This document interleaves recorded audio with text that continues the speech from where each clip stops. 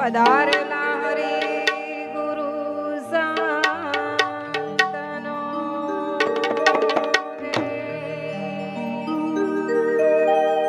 બોલીએ રામા પીરનો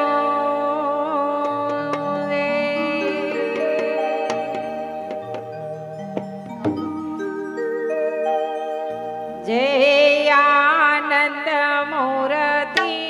ગુરુ જય